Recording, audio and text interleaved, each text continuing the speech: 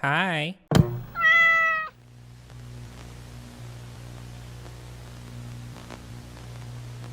Let me ask you a probably not so relatable question. Did you ever go to your local gaming store and just browse through an aisle of games until one catches your eye? What details piqued your interest? Was it the name, the character featured front and center, or something else that caught your eye? Perhaps it was something you recognized, or just something about the whole design that just made you draw towards it. I myself have picked up a few games solely because of the box art, either because I'd recognized a game that I took interest in when it was first revealed, or how its design made me curious to give it a closer look. The reason why I want to play this game is that I was in a store doing some just browsing, and I saw the Switch version of this game. When I looked at it, my brain went, When asking myself these questions, it got my graphic designer brain itching once more to have a look at how box arts for video games have evolved over the years, with how design trends changed throughout generations in different regions, and how it all accumulated to the designs we get in physical copies today. So let's start at the beginning, the 80s and 90s, back when graphics looked like this. These graphics were considered to be mind-blowing to the gamers of the 80s, yet in order to have these games fly off the shelves, companies would have had to make the most unique, eye-catching box art designs that gives us a great first impression. You can't really convince a bunch of dumb kids to buy your game if you show what the game actually looks like. Well, you can, and some do work, but you can do so much with a bunch of pixels. So you need to hire professional artists to create designs that will bring a lot of attention from your audience and buy your games to play them. Well, I say professional, but I think some of these guys might have over-exaggerated their portfolio. Sure, getting artists that can deliver high-quality detailed art can turn heads, but having simpler designs can still have an appeal. Let's take a look at Final Fantasy I's US box art. While the original Japanese box art for Final Fantasy I is indeed gorgeous, done by the legend Yoshitaka Amano, with the focal point being the detailed knight raising his sword. With his yellow scarf contrasting the deep blues in his armor, aids in becoming very eye-catching, all with small details such as the dragons and even the maiden hiding in the background. It comes together to create a great first impression and a work of art. But with the US version, it manages to deliver that sense of intrigue and anticipation of what's to come through its more simplified composition. You got the sword and the axe, which indicates that this will be a medieval-esque fantasy game. We have the smaller detail of a glass orb with a giant floating castle inside and a strange UFO-like sphere floating next to it, which hints at Final Fantasy sci-fi elements within the franchise. And of course we have the title at the top, Final Fantasy, boldly displaying its elegant font and eye-catching red color. And with it all in a black background, contrasting the white used in the Japanese version, it gives an ominous vibe while also bringing all of the elements together to be the focal point. Finishing it off with the tagline, "Enter a whole new realm of challenge and adventure," it creates intrigue on what makes this game the Final Fantasy adventure. But then we just have these. Like, what is this? This just looks like some intern just slapped on some basic text and clip art on the grid pages of their school math books. And the decision to have them all on a strict layout with the same font and hierarchy? Ugh. And what the fuck? And what the fuck are these shitty, cursed looking ass drawings? They just don't tell you anything about the game. Like, okay, black belt, so it's karate, right? Then why is this guy showing off his sticky feet? At least a few managed to make the most of this restrictive template, but it still doesn't really help communicating what they are actually about. And one thing to note about many of these games is how 90s they were. Especially for the SNES area, as you can see how a wide number of box arts are designed to just have a lot of shit happening. We got cool dudes being dudes, turtle dudes being dudes, dinosaur dudes being dudes. And you can definitely feel that sort of vibe with the king of cool himself, Sonic the Hedgehog. Both versions of the first three Sonic games definitely pull off their own brand of cool. With the US box art, the blue bird himself looking all cool and rad, showing off that signature sassy look that animated movies in 2000s and 2010s would shamelessly steal a decade later. The European box art is probably my favorite because it is quite simplistic with what it's showing, like, that's right kids, Eggman is back, so it's time for Sonic to once again crack his round fat ass, but this time he has help with his new friend Tails. Whoa! I do love the detail of Eggman grabbing the top of the 2 sign, showing how serious he is to crush the 2 right then and there. Whoa! Even the Sonic 2 movie had a poster referencing the Boxarts, which is whoa! And 3 has a lot going on, with the jungle environment, Sonic and Tails looking all happy with the blue blur throwing up the 3 signs as Eggman commits deforestation with the flamethrower. Wow! Oh, and who's hiding the bushes? Why, it's Uganda Knuckle.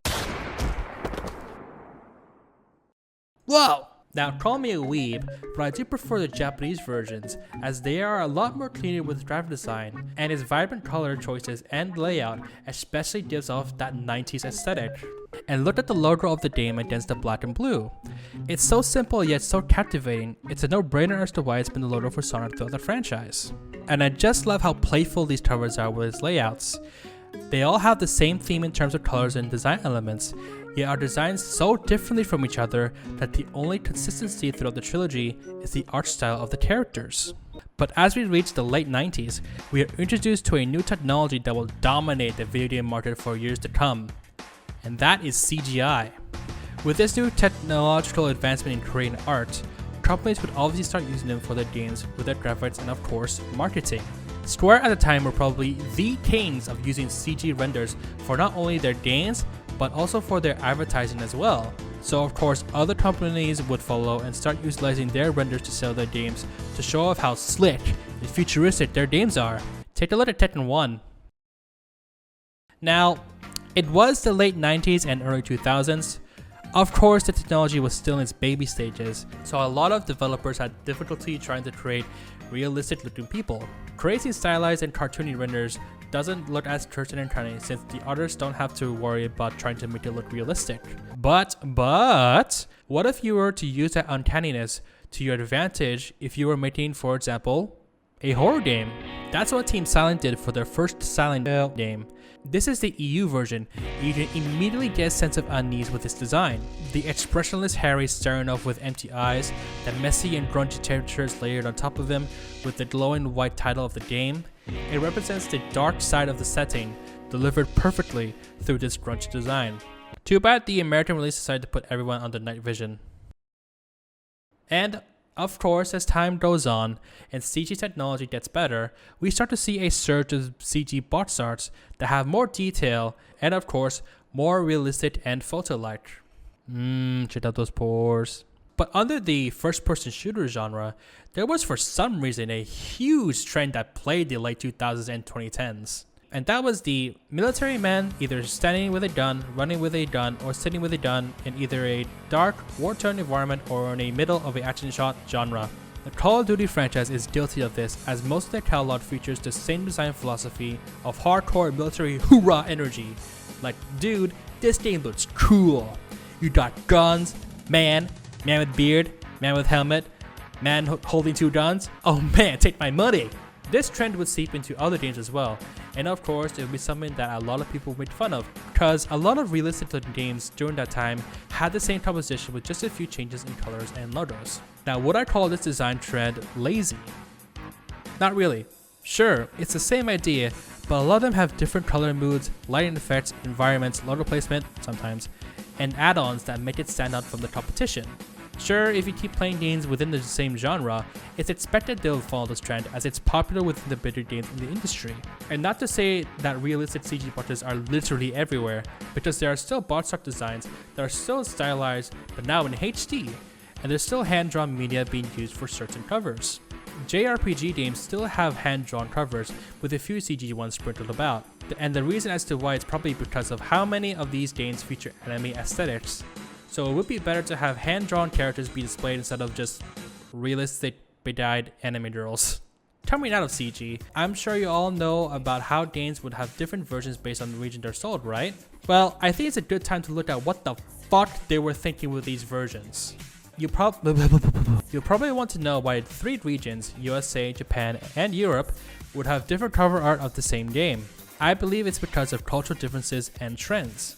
Back in the 80s and 90s, anime wasn't as mainstream as it is today, with a lot of cases of American media Americanizing Japanese media by changing or outright removing any reference to Japanese culture, because kids supposedly can't comprehend that people live differently than them outside of America apparently. 4 Kids was honestly a fever dream, man. Oh, say can you see by the dawn's early light? And the same applies to video games, with a lot of Japanese games not releasing to the West either due to lack of sales to ship copies overseas, cultural differences that can't be censored or removed, or, in Final Fantasy's case, translations not being fast enough to release alongside their Japanese counterparts. For the games that did manage to make it to the West back then, there were quite a lot of Boxarts that all had different versions for each region. Some are great, and some are the spawn of hell. A good example of this is the infamous Aiko Boxart. The Japanese and European Boxart presents a Giorgio di Cicero inspired surrealist piece depicting the two protagonists running through a surreal open landscape. Huge buildings towering over them that cast harsh, solid shadows to contrast the bright colors of the sands and the dry walls of the architecture. With a couple of odd additions of the latter in front and a huge windmill that sits dormant, waiting for any sliver of wind to blow past so it can spin its old, weathered wooden fans.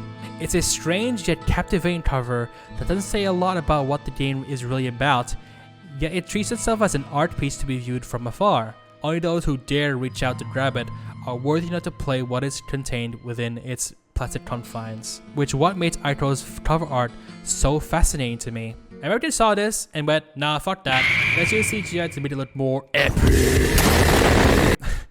Funny story. The reason why the American version looks so shit is because the CG artist, Gregory Harsh, didn't have a lot of experience with CGI at the time, but since there wasn't a lot of CG artists in the company Harsh worked in, he was the go-to artist to tackle this project. Sony wanted the cover to be safe, only being shown a few screenshots of the game and was given a strict deadline that resulted in this. Even Harsh acknowledges its shittiness, including Sony, attributing the poor artwork as the reason why Aiko didn't sell well in the West. And whose fault is that, Sony? Huh? Whose fault is that? Alright, enough of making fun of America, let's go make fun of Europe instead. When Shin Megami Tensei Nocturne was ported to US and EU, they both got the Mini X version that features the Imala Labyrinth, a new ending, and a guest appearance of Dante from the Capcom series Devil May Cry. The box art for the US version maintains the original Japanese design, now with a red color palette, maintaining its foreboding atmosphere, with the deep harsh reds as the demi-fiend stares blankly at you, with stains of blood covering the art. It says a lot about what the tone of the game is with so little info, becoming one of series artist Kazuma Kaneko's best works.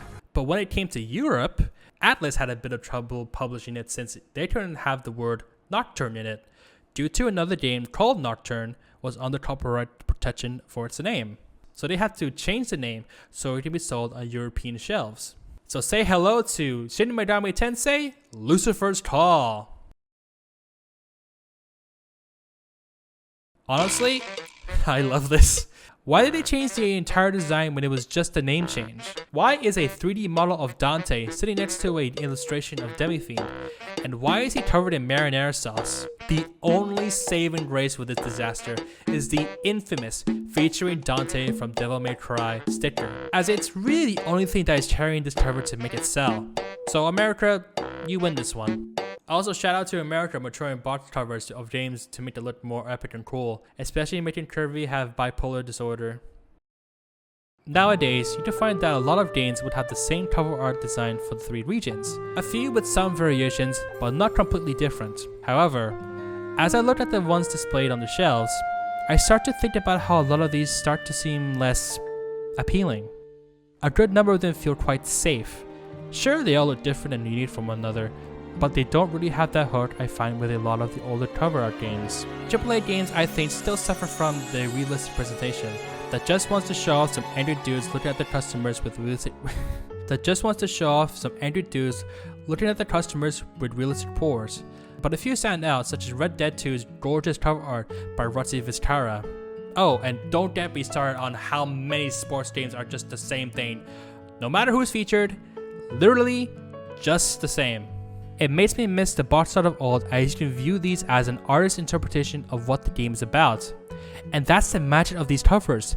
They indirectly tell you what the game is about, and you can let your imagination run wild with what to expect in these games. And with how marketing for games works today with trailers and announcements and such, we already have an expectation of what the games are to be, so the cover art reflects what the game is visually on the surface. There are a few cases where some cover art still give you that sense of uniqueness, such as Bombrush Cyberpunk, done by artist Prudman. The two main characters look very dynamic and fluid with their movements, and does fit into Dane's art style with the lava lamp pattern in the background, making you mesmerized with how much of a work of art it is. It doesn't tell you much about what the game is about, yet it captivated me to play it. I would like to take a look at a few of your picks of your favorite cover arts, new and old, to take a look at the design and how it communicates what kind of game it is. But first, can I talk about these little things?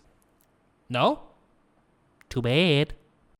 Now you might not give a shit about these little symbols, but god damn it, my graphic designer brain is going through the roof with how much I like looking at these. Of course we have the two main ratings like the PEGI and ESRB. The PEGI logos I remember well because me and my brother would play PAL versions of the PS2, so we would often see these at the front and back of the box. The content warning symbols are pretty cool with its black and white presentation. I was legitimately intimidated by the Fear logo because of the scary looking spider. I also like the PEGI text pattern in the background that gives it more depth than just having to be a simple black backdrop.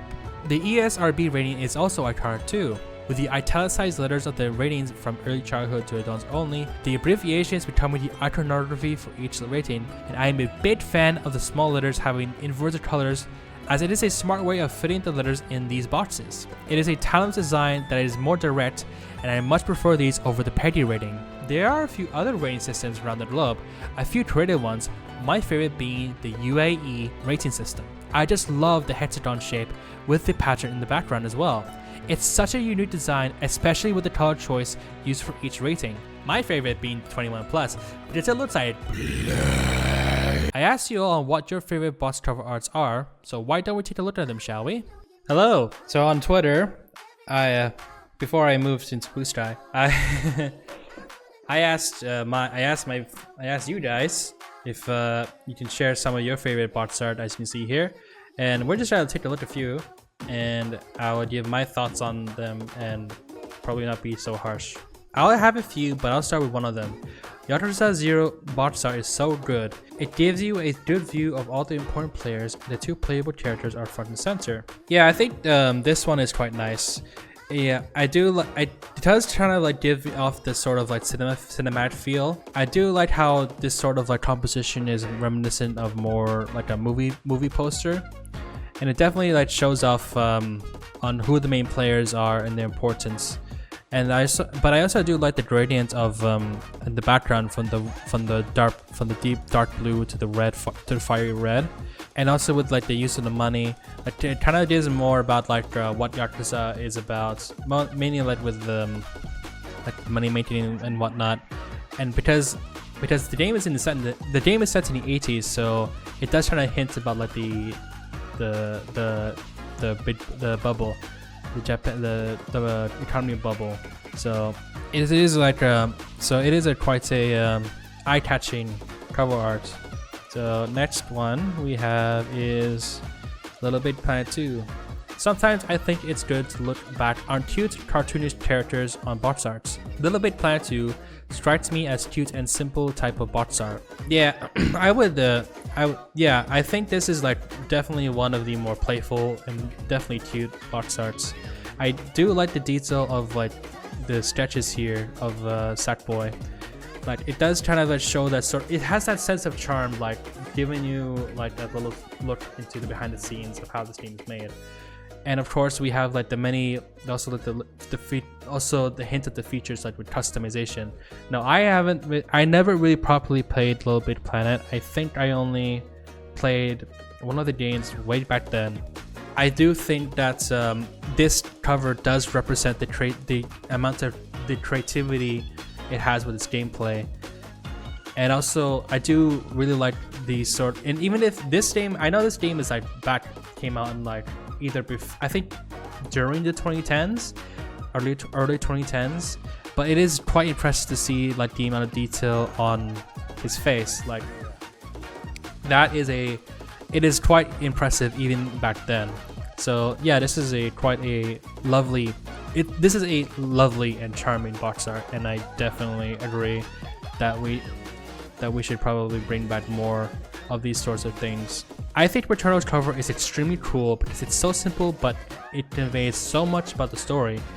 The array of helmets representing Celine's from other timelines, the tracked ones representing the first who died. The astronaut that starts to reflect in the visor of one. Yeah, this one I think is definitely a very well done one. It does follow that genre of you know, cool person standing in the front holding your gun, looking serious in a serious environment. But this one I think is quite cool. It has more depth with what the themes of the story is, especially on other elements such as the astronaut, but also like the details of like the different past lives of Celine, of the main character. I think that I think this is one of the better examples of how this sort of composition trend, how this design trend can be utilized to be more interesting after the first glance. This one, oh my god, Smackdown, Here Comes the Pain. This I don't need to say anything.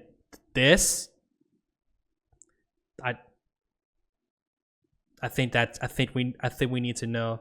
I think we know everything about this. Okay, I have one more thing to finish off this section of the video.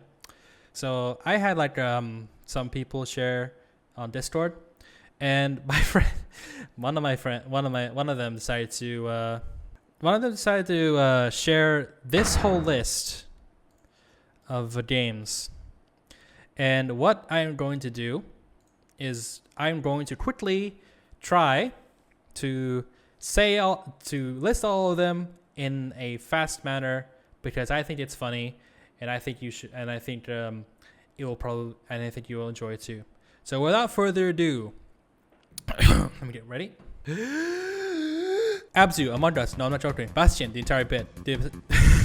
Bastion, the entire bit dot trip series. Blattside Understand, Bloodstained, Bomber Cyberfun, God Bless, Burnout Paradise Boss Art, Power Down, all of them. Most of the early of L stuff, especially Deathmatch Classic. Crisis, Dark Void. Dead Space is lovely, painting just fantastic. Death Stranding Director's Cut. Deus Ex and Wild, the sequel missed it, marked on the boss art law, on Dirt boss art law, Downwell, Dragon Dogma 2. Newt has a bunch of bangers, and another amazing one is Dying Light 1. DL2 is pretty good as well, but Mormon and Expansion are just here is a fucking book that is just the same, and it's about and it's so travel. I love it. Ever 7 just had a lot about the world with one picture. Gato Roboto, Headlander, Hollow Knight, Homefront, Katamari didn't come. Whatever the fuck Lisa is doing. Lost Planet, Colonials, E2, all of the Metal Gear Solid games, just love them when it's cool in art in general. Metro Exodus, and then Plus, Pony Island, Rental, Robocop Road City, the Starbator, the Super Meat Boy, the Sunless Sea, the 30 Flights of Lovin', Big Tiny Grandpa's Leftovers, TTTV3, the blatant Comet style of Void Passes, and Zone of the Enders. Thank you, Magnus. It's kind of a shame of how the appeal of box arts have dissipated over the years.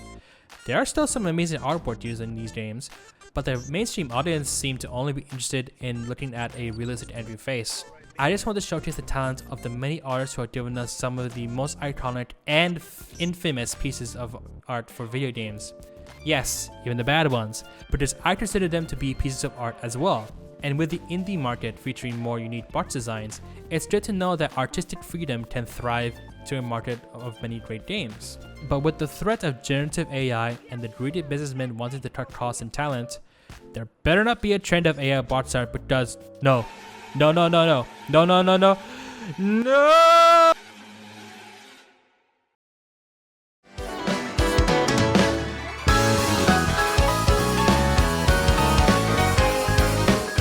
you so much for watching.